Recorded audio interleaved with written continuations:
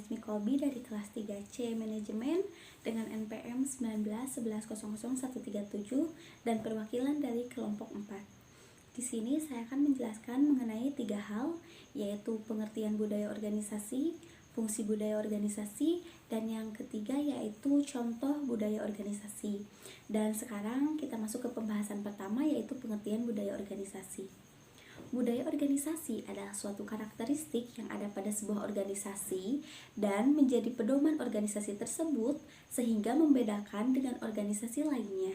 Dengan kata lain, budaya organisasi adalah norma perilaku, nilai-nilai yang dipahami dan diterima oleh semua anggota organisasi dan digunakan sebagai dasar-dasar aturan perilaku dalam organisasi tersebut. Ada juga yang menjabarkan budaya organisasi berarti melibatkan peraturan tertulis dan tak tertulis, asumsi, kebiasaan, bahasa, simbol, norma, visi, sistem, kepercayaan, dan nilai. Dan di sisi lain, beberapa pengertian budaya organisasi justru menekankan dan membentuk tingkah laku karyawan dalam organisasi tersebut. Jadi, mau tidak mau ketika mereka masuk ke dalam sana, mereka harus mengikuti kebiasaan dan budaya yang berlaku di sana. Misalnya ketika kita memasuki suatu organisasi dan memiliki peraturan tertentu, otomatis secara tidak langsung mau tidak mau kita harus mengikuti aturan organisasi tersebut. Dan sekarang saya akan menyebutkan mengenai pengertian budaya organisasi menurut para ahli, diantaranya yaitu menurut Toshi, Rizzo, dan Carroll seperti yang dikutip oleh Munanda 2001-263, yaitu budaya organisasi adalah cara-cara berpikir, berperasaan, dan bereaksi berdasarkan pola-pola tertentu yang ada dalam organisasi atau yang ada pada bagian-bagian organisasi. Yang kedua yaitu menurut Robbins 1996-289, yaitu budaya organisasi adalah suatu persepsi bersama yang dianut oleh anggota-anggota organisasi tersebut. Dan yang ketiga yaitu menurut Shehin 1992 halaman 12, yaitu budaya organisasi adalah pola dasar yang diterima oleh organisasi untuk bertindak dan memecahkan masalah, membentuk karyawan yang mampu beradaptasi dengan lingkungan, dan mempersatukan anggota-anggota organisasi. Untuk itu, harus diajarkan kepada anggota, termasuk anggota yang baru, sebagai suatu cara yang benar dalam mengkaji, berpikir, dan merasakan masalah yang dihadapi. Sekarang kita masuk ke pembahasan kedua, yaitu fungsi dan peran budaya organisasi, di mana fungsi budaya organisasi secara umum terbagi dalam beberapa hal, yaitu yang pertama, menambah rasa kepemilikan dan menaikkan loyalitas karyawan dalam perusahaan. Yang kedua, digunakan sebagai alat untuk mengorganisasi anggota. Yang ketiga, yaitu memperkuat nilai organisasi. Yang keempat, sebagai mekanisme untuk mengontrol perilaku di dalam lingkungan kerja. Yang kelima, yaitu mendorong semua struktur untuk meningkatkan kinerja, baik itu untuk jangka pendek atau jangka panjang. Dan yang terakhir, yang keenam, yaitu budaya organisasi juga berfungsi sebagai penentu arah mana yang boleh dilakukan dan mana yang tidak. Dan ada juga fungsi budaya organisasi menurut Robbins 1999 halaman 294, yaitu ada 4 fungsi, di mana yang pertama yaitu berperan untuk menetapkan tapal batas, yang kedua menjadi identitas bagi suatu anggota organisasi, yang ketiga untuk mempermudah timbulnya komitmen, dan yang terakhir yaitu budaya meningkatkan kemantapan sistem sosial. Dan sekarang kita masuk ke pembahasan terakhir, yaitu contoh budaya organisasi dalam kehidupan sehari-hari. Misalnya yaitu budaya administrasi, di mana budaya administrasi dalam organisasi sangat dibutuhkan, misalnya dalam surat menyurat, keluar masuk barang, mendapatkan pegawai, ataupun untuk melancar kegiatan atau kinerja perusahaan yang lainnya. Dan yang kedua yaitu contoh budaya organisasi adalah kedisiplinan, di mana budaya organisasi bisa berupa kedisiplinan, misalnya dalam menetapkan penyelesaian order yang diminta, untuk kedisiplinan budaya yang ramah kepada customer, atau tidak telat datang ke kantor, dan masih banyak lagi. Dan yang ketiga yaitu pembagian wewenang yang jelas, di mana kemampuan organisasi dalam membagi wewenang adalah budaya organisasi yang menjadi kunci keberhasilan suatu perusahaan, karena tanpa adanya pembagian wewenang yang jelas, maka kinerja para anggota dalam organisasi tersebut tidak ada atau tidak akan optimal karena merasa kebingungan apa wewenang atau tugas yang harus mereka kerjakan. Dan yang terakhir yaitu contoh budaya organisasi yang keempat, yaitu inovasi, di mana inovasi adalah budaya organisasi yang mendorong para anggota untuk menciptakan atau mengembangkan ide-ide kreatif dan inovatif demi kemajuan organisasi tersebut, sehingga organisasi tersebut tidak terkesan monoton. Sekian penjelasan dari saya, mohon maaf bila ada kesalahan. Semoga bermanfaat. Wabillahi taufiq wal hidayah. Wassalamualaikum warahmatullahi wabarakatuh. Assalamualaikum warahmatullahi wabarakatuh. Perkenalkan, nama saya Kurnia Sisala Pratama. Di sini saya akan menjelaskan bagian dari materi budaya organisasi, yaitu tentang karakteristik budaya organisasi serta tipe budaya organisasi. Langsung saja, yang pertama yaitu karakteristik budaya organisasi. Menurut Susanto, pada tahun 1997 terdapat 10 karakteristik dalam budaya organisasi. Yang pertama yaitu inisiatif individu. Inisiatif individu ini menggambarkan seberapa jauh inisiatif seorang karyawan dikehendaki dalam suatu perusahaan. Contohnya, seperti seorang karyawan bagian administrasi, mereka merasakan kesulitan pada saat pencarian data karyawannya dalam lemari arsip. Oleh karena itu, ia berinisiatif untuk membuat data karyawan secara digital untuk mempercepat dalam pencarian data karyawannya. Yang kedua yaitu orientasi terhadap risiko, yaitu menggambarkan seberapa jauh sumber daya manusia didorong untuk lebih agresif, inovatif, serta mau menghadapi risiko-risiko dalam pekerjaannya. Contohnya, seorang manajer tidak akan menyerah ketika ia gagal karena ia sudah mempersiapkan diri untuk menghadapi risiko-risiko yang akan terjadi di depannya. Yang ketiga yaitu pengarahan. Pengarahan ini berkenaan dengan sebuah kejelasan dari suatu organisasi dalam menentukan objek dan harapannya terhadap sumber daya manusia terhadap hasil kerjanya.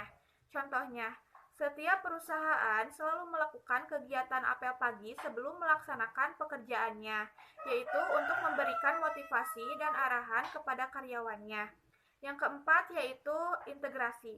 Integrasi ini berkaitan dengan seberapa jauh keterkaitan atau kerjasama yang dilakukan dalam melaksanakan tugas dari masing-masing tim dalam suatu organisasi dengan koordinasi yang baik. Contohnya, karyawan A dan karyawan B merupakan satu tim. Karyawan A merasa kesulitan akan beban kerjanya karena ia harus menghadiri beberapa rapat dalam satu hari. Karyawan B pun mengusulkan aturan baru tentang rapat, yaitu dengan membatasi rapat minimal maksimal 2 kali dalam sehari. Yang kelima yaitu dukungan manajemen. Dukungan manajemen ini berkaitan dengan seberapa jauh seorang manajer dalam melakukan komunikasi yang baik dan memberikan dukungan serta bantuan terhadap bawahannya dalam melaksanakan tugasnya. Contohnya, seorang manajer selalu memberikan dukungan atau bantuan kepada karyawannya dalam melaksanakan tugasnya, seperti dengan memberikan motivasi atau penghargaan-penghargaan lainnya. Yang keenam yaitu tentang pengawasan. Pengawasan ini meliputi peraturan-peraturan dan supervisi langsung yang dapat digunakan untuk melihat secara keseluruhan perilaku karyawannya. Contohnya, suatu perusahaan melakukan sebulan sekali pengawasan pada bagian keuangan terkait anggaran perusahaan agar tidak terjadinya kecurangan.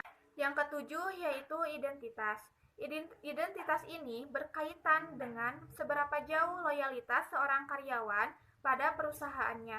Contohnya, seorang karyawan selalu memberikan dampak positif bagi perusahaannya, yaitu dengan memberikan pendapatnya demi kemajuan perusahaannya. Yang kedelapan yaitu sistem penghargaan. Sistem penghargaan ini berkaitan dengan reward atau pemberian dari perusahaan atas kinerja karyawannya yang meningkat. Contohnya, Sebuah perusahaan selalu memberikan bonus kepada karyawannya atas kinerjanya yang meningkat. Yang kesembilan yaitu orientasi terhadap konflik, yaitu berkaitan dengan seberapa jauh usaha untuk mendorong karyawannya agar lebih berpikir kritis pada saat terjadinya konflik. Contohnya, pada sebuah perusahaan sedang terjadi konflik, seorang karyawan harus berpikir dengan kritis untuk menyelesaikan konflik-konfliknya. Yang ke-10 yaitu pola komunikasi terbatas pada hierarki formal pada sebuah perusahaan. Contohnya, komunikasi pada atasan ke bawahan seperti pengarahan instruksi kerja, komunikasi dari bawahan ke atasan seperti pemberian saran-saran dari bawahan, dan komunikasi sesama karyawan seperti diskusi tentang pekerjaan. Yang selanjutnya yaitu tipe budaya organisasi. Menurut Robert E. Quinn dan Kim S. Cameron, terdapat 4 jenis tipe kebudayaan organisasi. Yang pertama yaitu kebudayaan klan, yang kedua ada kebudayaan adokrasi, yang ketiga ada kebudayaan pasar, dan yang keempat ada kebudayaan hierarki. Yang pertama yaitu tentang kebudayaan klan atau clan culture. Kebudayaan ini pada setiap anggota organisasi memiliki rasa kebersamaan dan kekeluargaan. Para pemimpin atau pemimpin organisasi dianggap sebagai mentor. Tipe kebudayaan klan ini mirip dengan organisasi tipe keluarga. Contohnya seperti perusahaan Jepang. Mereka lebih menekankan pada kerjasama tim dan mengorganisasikan perusahaannya sebagaimana layaknya sebuah keluarga. Yang kedua yaitu kebudayaan adokrasi. Pada kebudayaan adokrasi ini didasarkan pada kreativitas dan energi. Para anggota organisasi didorong untuk bereksperimen dan berpikir di luar kebiasaan untuk menyelesaikan suatu masalah. Para pemimpin atau pemimpin organisasi ini dianggap sebagai inovator dan juga sebagai pengusaha atau entrepreneur. Contohnya seperti perusahaan Facebook dan perusahaan Google. Setiap karyawannya dituntut untuk berinovasi dalam memberikan produk dan jasa yang unik. Yang ketiga yaitu kebudayaan pasar atau market culture. Pada kebudayaan ini didasari atas dinamika, persaingan, dan pencapaian hasil nyata. Fokusnya adalah pada hasil, bukan pada proses. Contohnya seperti perusahaan General Electric atau GE yang dipimpin oleh CEO Jack Welch. Welch menegaskan bahwa semua bisnis GE harus masuk dalam nomor 1 atau nomor 2 pada industrinya. Jika tidak, maka perusahaan akan ditutup atau dijual. Kebudayaan perusahaan GE ini lebih menghargai pada kemampuan kompetitif, yaitu hasil lebih ditekankan daripada proses. Yang keempat yaitu tentang kebudayaan hierarki atau hierarchy culture. Kebudayaan hierarki ini lebih dilandasi oleh struktur dan kendali. Lingkungan kerjanya bersifat formal dan pengendalian yang ketat. Contohnya seperti perusahaan McD yang lebih mengutamakan standarisasi dan efisiensi. Mungkin sekian yang dapat saya sampaikan mengenai karakteristik budaya organisasi serta tipe budaya organisasi. Assalamualaikum warahmatullahi wabarakatuh. Perkenalkan, nama saya Ayu Rahayu Oktaviani, NPM 1911000132. Saya di sini akan menjelaskan mengenai dampak penerapan budaya organisasi dan menciptakan budaya organisasi. Yang pertama, saya akan menjelaskan tentang dampak penerapan budaya organisasi. Menurut Sikuyagora tahun 2010, dampak penerapan budaya organisasi yaitu: yang pertama, budaya organisasi membentuk perilaku staf dengan mendorong pencampuran core values dan perilaku yang diinginkan sehingga memungkinkan bekerja dengan efektif dan efisien, meningkatkan konsistensi, menyelesaikan konflik, dan memfasilitasi koordinasi dan kontrol. Jadi, budaya organisasi dapat mempengaruhi perilaku staf di sebuah organisasi. Jika budayanya baik dan mampu meningkatkan produktivitas kinerja staf, maka budaya tersebut bisa dibilang berdampak positif untuk organisasinya. Yang kedua, budaya organisasi membatasi peran yang membedakan antara organisasi yang satu dengan organisasi yang lainnya. Setiap organisasi pasti memiliki perbedaan kebudayaan atau kebiasaan di suatu organisasinya, dan memiliki ciri khas yang kuat agar membedakan dari organisasi yang lainnya. Yang ketiga, menimbulkan rasa memiliki identitas bagi anggota. Dengan budaya yang kuat, maka anggota organisasi akan merasa memiliki identitas yang merupakan ciri khas organisasinya. Yang keempat, mementingkan tujuan bersama daripada mengutamakan kepentingan individu. Dengan mengesampingkan kepentingan pribadi dengan kepentingan bersama di sebuah organisasi, maka organisasi tersebut akan berhasil sukses dan berkembang dengan baik. Contoh dampak penerapan budaya di lingkungan sehari-hari adalah seperti di sebuah keluarga. Jika orang tuanya menanamkan kebudayaan atau kebiasaan-kebiasaan yang baik kepada anaknya, seperti mengajarkan mengaji, sholat, hal-hal yang baik, maka kelak ketika anak tersebut menjadi dewasa, maka anak tersebut akan menerapkan budaya-budaya tersebut, kebiasaan-kebiasaan tersebut dengan lingkungannya, seperti selalu menebarkan kebaikan, patuh kepada orang tua, menjadi anak yang baik dan dapat membanggakan orang tuanya kelak, baik di dunia maupun di akhirat. Kemudian yang kedua, saya akan menjelaskan tentang menciptakan budaya organisasi. Penciptaan budaya organisasi merupakan suatu proses. Artinya, tidak semata-mata budaya di suatu organisasi itu bisa berjalan dengan lancar, bisa langsung ada di sebuah organisasi tersebut. Tetapi harus ada prosesnya terlebih dahulu agar budaya organisasi tersebut bisa berjalan dengan baik, diterima oleh seluruh karyawan yang ada di organisasi tersebut, dan dapat diterima baik oleh anggota yang berada di organisasi tersebut. Seperti upaya penanaman nilai-nilai budaya dalam manajemen atau administrasi. Hal yang dapat dilakukan dengan cara antara lain struktur organisasi yang benar sesuai dengan tuntunan atau tujuan dan sebagai strategi. Kedua, melakukan manajemen secara horizontal lebih banyak yang bersifat kerjasama atau koordinasi. Yang ketiga, memberikan pelayanan atas dasar strategi yang baik. Yang keempat, interaksi atau pergaulan atas dasar silih asih, asah, dan asuh. Yang kelima, membuang budaya yang negatif dan memasukkan nilai-nilai baru. Keenam, orientasi kerja pada peningkatan kualitas. Ketujuh, mengembangkan upaya kemitraan atau partnership. Kedelapan, melakukan gaya kepemimpinan dengan keteladanan. Kesembilan, manajemen atau administrasi dengan melakukan penyempurnaan terus-menerus. Untuk menciptakan sebuah budaya yang baik di suatu organisasi, perlu adanya kerjasama seluruh anggota organisasi agar pembentukan budaya dapat berjalan dengan lancar dan bisa dikatakan berhasil. Organisasi yang sehat memiliki ciri-ciri sebagai berikut. 1. Organisasi yang memiliki identitas yang jelas. 2. Status karyawan di perusahaan jelas. 3. Visi dan misi yang jelas. 4. Manajemen yang bersikap terbuka. 5. Memiliki aktivitas organisasi yang jelas. 6. Memperhatikan kebutuhan karyawan. Dan ada 5 unsur yang dapat membentuk suatu budaya di organisasi. Yang pertama, lingkungan. Kedua, nilai. 3. Ritual. 4. Panutan. 5. Jaringan budaya. Dari kelima unsur tersebut, lingkunganlah yang paling dasar dalam membentuk budaya atau mempengaruhi terbentuknya budaya di suatu organisasi. Misalkan, dengan budaya kerja yang baik, maka akan terciptalah budaya yang baik di suatu organisasi tersebut. Contoh menciptakan budaya di kehidupan sehari-hari pribadi atau sekitar.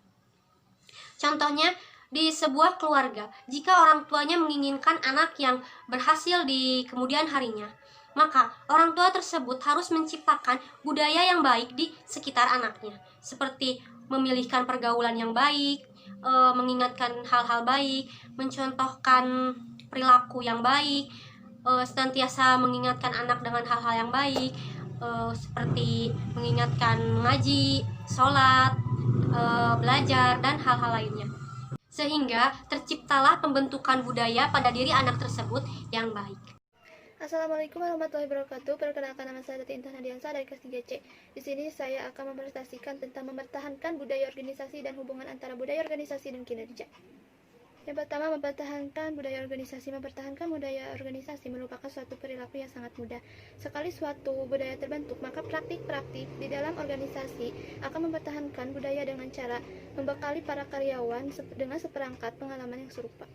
Robin menyatakan bahwa terdapat 3 kekuatan yang merupakan bagian yang sangat penting dalam mempertahankan budaya organisasi, yaitu Yang pertama, praktik seleksi. Tujuan utama dari proses seleksi adalah mengidentifikasi dan mempekerjakan individu-individu yang mempunyai pengetahuan, keterampilan, dan kemampuan untuk melakukan pekerjaan dengan sukses di dalam suatu organisasi. Proses seleksi memberikan informasi kepada para pelamar mengenai organisasi itu, para calon belajar mengenai organisasi yang akan dimasuki, dan jika mereka merasakan suatu konflik antara nilai mereka dengan nilai organisasi, maka mereka dapat menyelesaikan diri keluar dari kumpulan pelamar. Oleh karena itu, seleksi menjadi jalan dua arah dengan memungkinkan pemberi kerja atau pelamar untuk memutuskan kehendak hati mereka jika tampaknya terdapat kecocokan. Dengan cara ini, proses seleksi mendukung suatu budaya organisasi dengan menyeleksi keluar individu-individu yang mungkin menyerang atau menghancurkan nilai-nilai intinya. Yang kedua, manajemen puncak. Tindakan manajemen puncak juga mempunyai dampak besar pada budaya organisasi. Lewat apa yang mereka katakan dan bagaimana mereka berperilaku, eksekutif senior menegakkan norma-norma yang mengalir ke bawah sepanjang organisasi. Misalkan, apakah pengambilan risiko diinginkan, berapa banyak kebebasan seharusnya diberikan oleh para manajer kepada bawahan mereka, pakaian apakah yang pantas dan tindakan apakah yang akan dihargai dalam kenaikan upah, promosi, dan ganjaran lainnya. Yang ketiga, sosialisasi. Tidak peduli betapa baik yang telah dilakukan suatu organisasi dalam perekrutan dan seleksi, karyawan baru tidak sepenuhnya diindoktrinisasi dalam budaya organisasi itu. Yang paling penting karena para karyawan baru tersebut tidak mengenal baik budaya organisasi yang ada. Oleh karena itu, organisasi tampaknya akan berpotensi membantu karyawan baru menyesuaikan diri dengan budayanya. Proses penyelesaian ini disebut sosialisasi. Sosialisasi dapat dikonsepkan sebagai suatu proses yang terdiri atas 3 tahap, yaitu: yang pertama, tahap prakedatangan, yaitu periode pembelajaran di mana proses sosialisasi yang dilakukan sebelum karyawan baru bergabung dalam organisasi. Yang kedua, tahap perjumpaan, yaitu tahap dalam proses sosialisasi di mana karyawan baru melihat apa yang sesungguhnya organisasi itu dan persimpangan yang mungkin dan kenyataan yang ada. Yang ketiga, tahap metamorfosis, yaitu tahap dalam proses sosialisasi di mana karyawan baru berubah dan menyesuaikan pekerjaan kelompok kerja dan organisasi. Contohnya, jika dalam sebuah rapat ada yang mengajukan usulan dan usulannya kurang bagus, maka jangan berkata dengan menggunakan kalimat, "Usulan kamu kurang bagus," tapi gunakan kalimat, "Alangkah lebih baik kalau begini." Dengan begitu, maka akan menimbulkan rasa nyaman dan dalam organisasi meskipun hanya rapat. Dan selanjutnya ada hubungan antara budaya organisasi dengan kinerja organisasi. Adanya keterkaitan hubungan antara budaya korporat dengan kinerja organisasi yang dapat dijelaskan dalam model diagnosis budaya organisasi, bahwa semakin baik kualitas faktor-faktor yang terdapat dalam budaya organisasi, makin baik kinerja organisasi tersebut. Karyawan yang sudah memahami keseluruhan nilai-nilai organisasi akan menjadikan nilai-nilai tersebut sebagai suatu kepribadian organisasi. Nilai dan keyakinan tersebut akan diwujudkan menjadi perilaku keseharian mereka dalam bekerja, sehingga akan menjadi kinerja individual didukung dengan sumber daya manusia yang ada, sistem dan teknologi, strategi, perusahaan, dan logistik. Masing-masing kinerja individu yang baik akan menimbulkan kinerja organisasi yang baik pula. Dampak budaya organisasi terdapat kinerja dapat dilihat pada beberapa contoh perusahaan yang memiliki kinerja yang tinggi, seperti Singapore Airlines yang menekankan pada perubahan-perubahan yang berkesinambungan, inovatif, dan menjadi yang terbaik. Baxter International, salah satu perusahaan terbesar di dunia, memiliki budaya respect, responsiveness, dan result, dan nilai-nilai yang terdapat di sini adalah bagaimana mereka berperilaku ke arah orang lain, kepada customer, pemegang saham, supplier, dan masyarakat. Mungkin cukup sekian yang dapat saya sampaikan. Wassalamualaikum warahmatullahi wabarakatuh. Assalamualaikum warahmatullahi wabarakatuh. Perkenalkan, nama saya Jiman Nurjaman.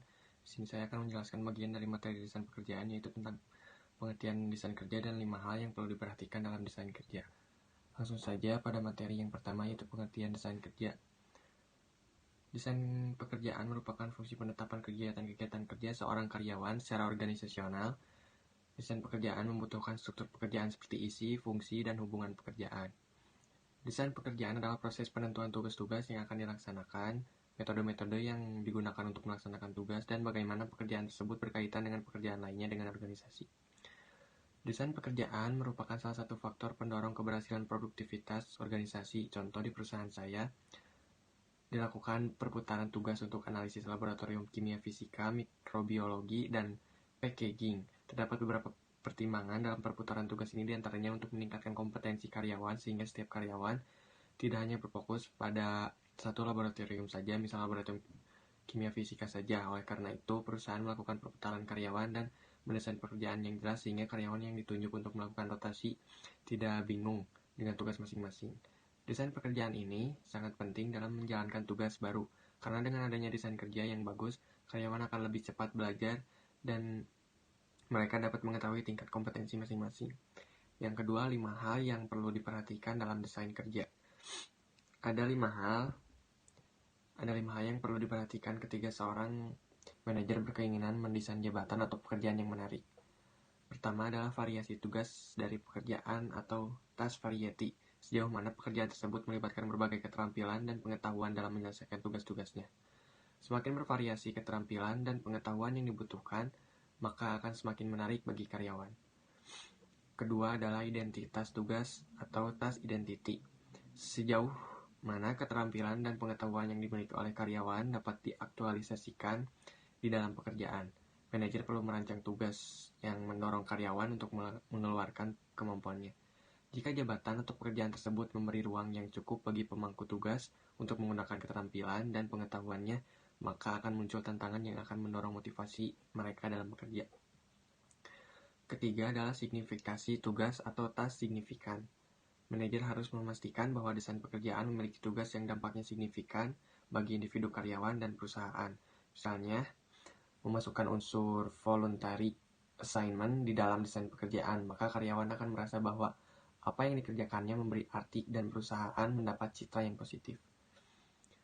Keempat adalah otonomi.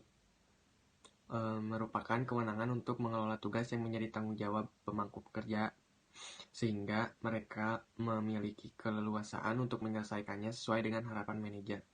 Hal yang perlu dilakukan manajer adalah memberikan kepercayaan sesuai dengan kewenangan yang dimiliki oleh pekerjaan atau jabatan tersebut. Yang kelima adalah feedback. Desain pekerjaan perlu memasukkan unsur feedback sehingga karyawan dapat menyadari kekurangannya dan termotivasi untuk meningkatkan kompetensinya. Mekanisme feedback bisa didesain sedemikian rupa sehingga tidak berkesan sebagai pengadilan. Demikian hal yang perlu dipertimbangkan bagi para praktisi SDM ketika ingin mendesain pekerjaan atau menyempurnakan desain pekerjaan yang sudah ada. Demikian juga presentasi dari saya. Mohon maaf apabila ada kesalahan. Assalamualaikum warahmatullahi wabarakatuh. Assalamualaikum warahmatullahi wabarakatuh.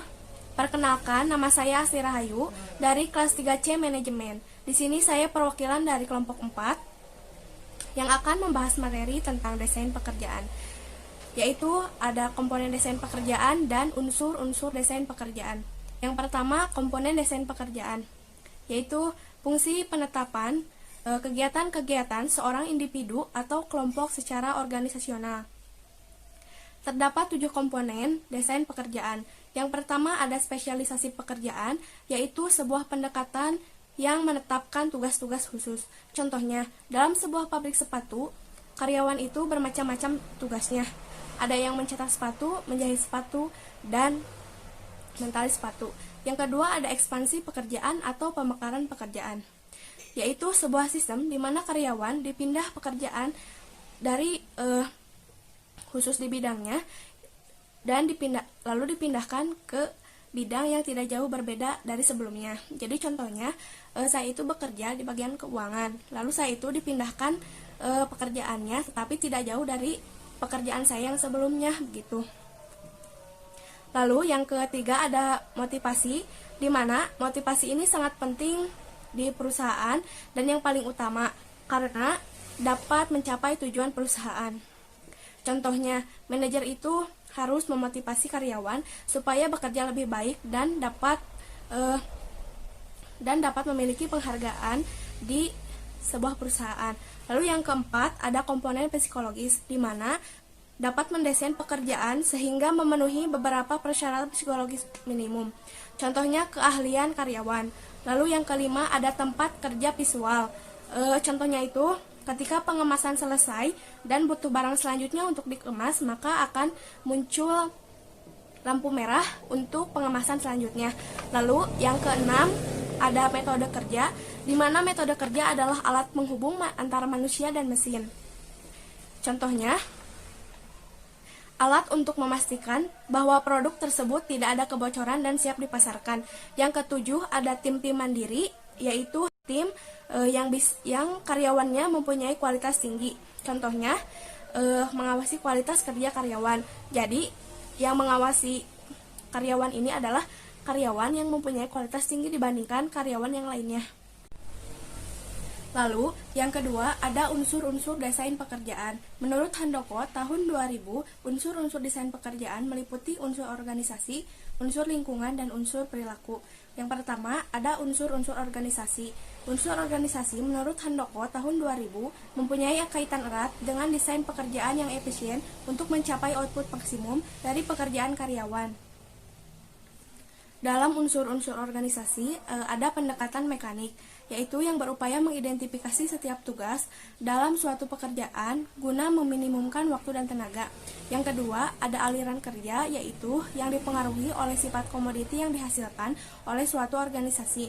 Yang ketiga, ada praktik-praktik kerja, yaitu pelaksanaan pekerjaan yang ditetapkan berdasarkan kebiasaan yang diterapkan oleh perusahaan. Yang kedua, ada unsur-unsur lingkungan, yaitu yang mempengaruhi desain pekerjaan adalah tersedianya tenaga kerja yang potensial, yang mempunyai kemampuan dan kualifikasi yang sesuai dengan kebutuhan perusahaan dan penghargaan. Yang ketiga, unsur-unsur perilaku.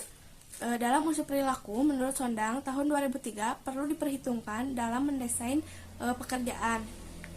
Yang pertama itu ada otonomi, yaitu yang bertanggung jawab atas apa yang dilakukan, sedangkan bawahan diberi wewenang untuk mengambil keputusan atas pekerjaan yang dilakukan.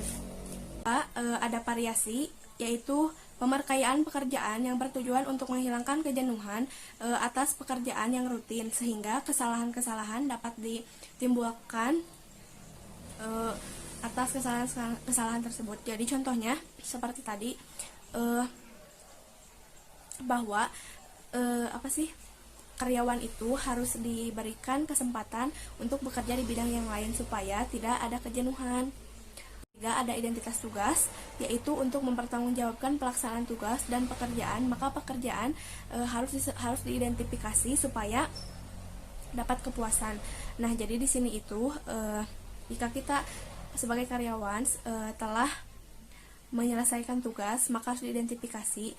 Maksudnya diidentifikasi itu jadi dilihat lagi supaya pekerjaan itu tidak ada yang terlewat dan hasilnya maksimal, supaya kita juga dapat merasakan kepuasan atas pekerjaan kita sendiri. Yang keempat, ada umpan balik, yaitu di mana diharapkan pekerjaan yang dilakukan oleh karyawan mempunyai umpan balik atas pelaksanaan pekerjaan selanjutnya. Jadi di sini itu misalkan karyawan melakukan sesuatu, semoga kedepannya itu pekerjaannya itu lebih baik dari sebelumnya gitu. Mungkin itu yang dapat saya sampaikan. Mohon maaf bila ada kekurangan dan kesalahan. Wassalamualaikum warahmatullahi wabarakatuh. Assalamualaikum warahmatullahi wabarakatuh. Perkenalkan, nama saya Kulsum Nuryanti. Di sini saya akan mempresentasikan tentang pengertian desain kerja. Desain kerja adalah pengalokasian jenis-jenis pekerjaan dengan pertimbangan beberapa ide dan selanjutnya mengkombinasikan pekerjaan tersebut dan tugas-tugas para pegawai. Dan tugas tersebut disesuaikan dengan tujuan organisasi dan kebutuhan dari setiap individu. Menurut Robbins, desain kerja merupakan istilah yang menunjukkan bagaimana tugas-tugas dikombinasikan untuk membentuk pekerjaan yang lengkap. Sedangkan menurut Serge Hammerhorn, desain kerja adalah cara pengalokasian daftar pekerjaan untuk setiap individu, di mana setiap individu diberikan perencanaan pada suatu pekerjaan sebelum pekerjaan tersebut dilakukan. Poin yang kedua adalah cara merancang suatu desain pekerjaan. Yang pertama, di mana pegawai harus ditempatkan sesuai dengan kemampuan masing-masing pekerjaan. Yang kedua, pegawai ditempatkan pada tugas masing-masing yang telah ditentukan oleh perusahaan yang dilihat dari bagaimana kemampuan para pegawai tersebut. Yang ketiga, menyusun alat dan perlengkapan yang akan dipakai oleh pegawai-pegawai ketika melakukan suatu pekerjaan. Yang keempat, membangun kenyamanan dalam pekerjaan, misalnya menyediakan ventilasi yang cukup, di mana ketika pegawai melakukan suatu pekerjaan, mereka terasa nyaman ketika melakukannya. Dan menyediakan fasilitas-fasilitas di mana fasilitas tersebut dimanfaatkan atau bermanfaat untuk para pegawai. Teknik desain kerja.